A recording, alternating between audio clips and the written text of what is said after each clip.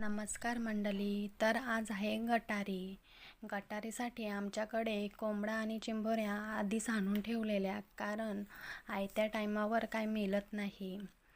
आमच्याकडे यांना चिंबोऱ्या म्हणतात. तुमच्याकडे काय म्हणतात हे कमेंट्स करून नक्की सांगा. त्यानंतर आम्ही तयार होऊन गेलो मुरबाडला.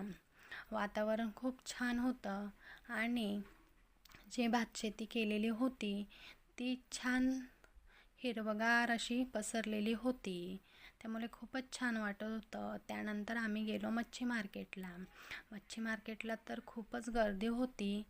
तिथे आम्ही पापलेट आणि वाय घेतली आणि घरी आलो.